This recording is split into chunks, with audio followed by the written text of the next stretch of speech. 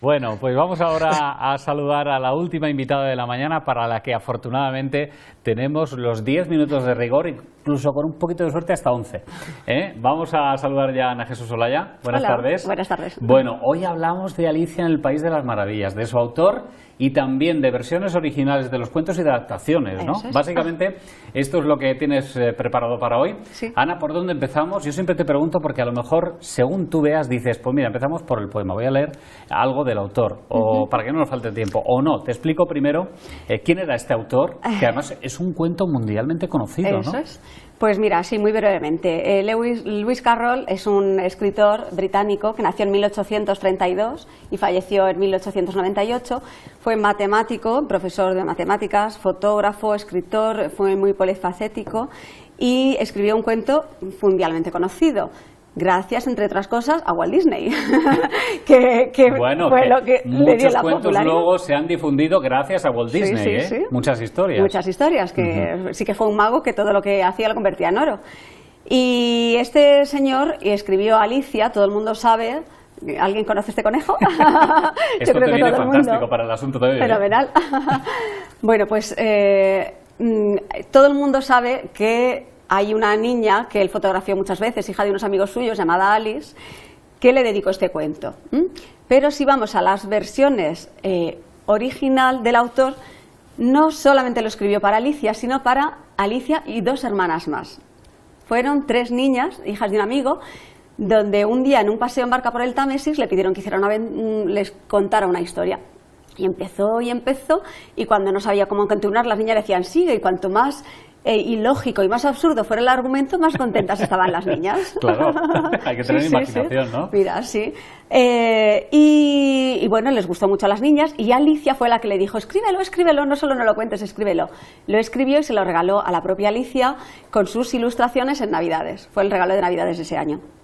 Luego, a los 3 años, fue a una editorial importante, Macmillan, lo publicaron, tuvo un éxito relativo, después decayó hasta que lo cogió Walt Disney, y a partir de ahí hicieron 800.000 versiones en cuentos, en películas. Musicales. Musicales. Hay hasta un musical. Sí. No lo conocía, pero bueno, son muchísimas las versiones que ha habido de Alicia.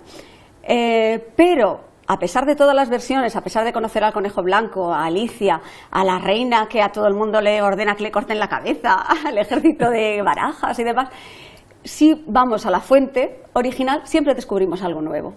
Y en este caso, en la versión original hay un poema donde Lewis Carroll explica cómo nació este cuento y hace referencia a las 3 hermanas. Y llega el momento de escuchar atentamente esta historia, que nos interesa mucho para ver cómo surge, ¿no? Ajá, la historia propiamente dicha. Es un poema que, al ser una traducción, pues no tiene el encanto, por supuesto, de la lengua original.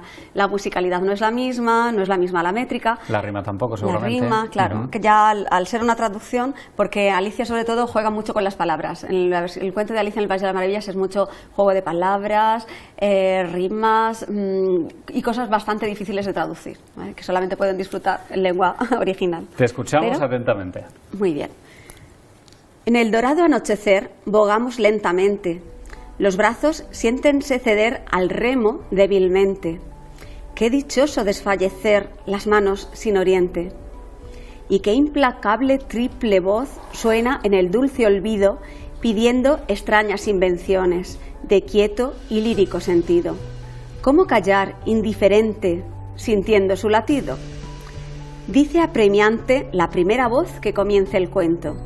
La segunda no nos reclama lógica de argumento y nos acucia la tercera con anheloso acento. Oh, qué silencio más profundo se impone a todo ruido. Es la tierra un maravilloso país desconocido, lleno de seres que convierten en real lo fingido. Cuando la fuente imaginaria se agota en la inventiva y a los cristales del ensueño la luz se les esquiva, sigue el cuento, claman los seres, que tanto nos cautiva. Así, el país maravilloso sobre el yunque del yo, episodio tras episodio, su leyenda forjó, y al ocaso, un mundo de amigos, el alma nos pobló. Recibe, Alicia, este pueril libro con mano tierna y ponlo allí donde la infancia salva la vida interna, como el ferviente peregrino guarda la flor eterna. Bueno, creo que está bastante claro. Nos encanta esta sección porque, Ana, no hay que olvidar nunca que hemos sido niños. Por supuesto. Y que hay una parte, yo creo, en todos nosotros, los adultos me refiero, que todavía está ese niño o esa niña y que sigue ahí y quiere seguir estando ahí. Y el día que perdamos eso lo hemos perdido todo. Sí. ¿Eh? Es como si nos recuperáramos de capas y en el interior llevamos un niño dentro. Por eso es por lo que hacemos esta sección, que en principio es de literatura familiar, lógicamente, pero pretendemos poner una pincelada infantil para adultos. Eso es. Porque los niños ahí nos tienen mucho que enseñar, sin duda. Pero es una pincelada infantil para adultos en esta hora de los martes, en esta última hora de los martes. Ana Jesús, ¿hay otros cuentos que han sido adaptados, que haya versiones originales? Hay bastantes, Muchísimos, claro. Absolutamente todos los cuentos clásicos son adaptaciones en el lenguaje oral original.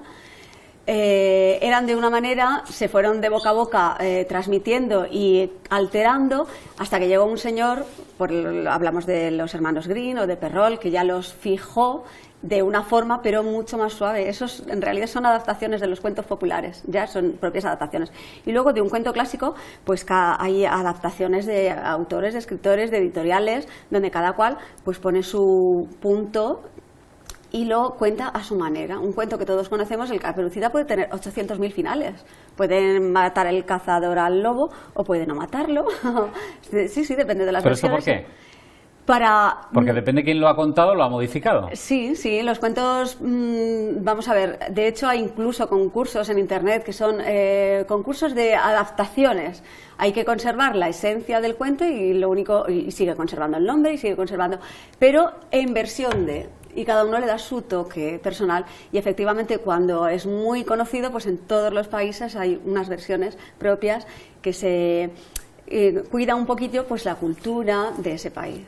Y luego se ha podido dar también el caso de que la adaptación, el caso que hablábamos antes de Walt Disney, haya sido por comercializar más el cuento, para que sea como más digerible, ¿no? Por decirlo de alguna forma, comercialmente hablando. Eso también ocurre, ¿no? Sí, es una manera de extenderlo al público. También estaremos viendo por aquí unas imágenes de la última película que protagonizó Johnny Depp. Sí. También hizo una versión de Alicia. Y desde luego, claro, el cine y la imagen llega con muchísima más facilidad que el libro. Sin duda alguna. Sí. Bueno, ¿algún otro cuento de estos súper conocido del que podamos hablar porque también tenga muchas versiones?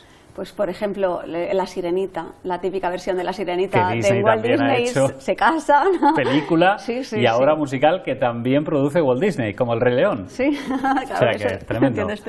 O sea que este también ha sido uno de los que ha tenido muchas adaptaciones. Muchas. Por ejemplo, la versión original, La Sirenita debe de matar al príncipe para que ella pueda sobrevivir. Y realmente lo que decide es no matar al príncipe y acaba convertida en espuma de mar. Ella desaparece en el cuento original. Pero vamos a ver, si esto se modifica por intereses, porque depende de quién lo cuente, depende del país, depende de todas estas cuestiones, ¿cómo sabemos cuál es el cuento original? Porque llegará un momento que la tradición oral hará que esto cambie tremendamente con respecto a lo que se escribió originalmente, ¿no? Sí, pero si buscamos, desde que se fijaron los cuentos populares, aquí en España hizo muy buena recopilación Almodóvar y Ana Peregrín, fueron los grandes recopiladores de los cuentos españoles. Y a nivel mundial, los hermanos Andersen y los hermanos Grimm y Perrault. Básicamente, todos los cuentos populares escritos ya los podemos encontrar en estos autores. Absolutamente todos. Y a partir de ahí, pues en un principio los cuentos populares no eran para niños.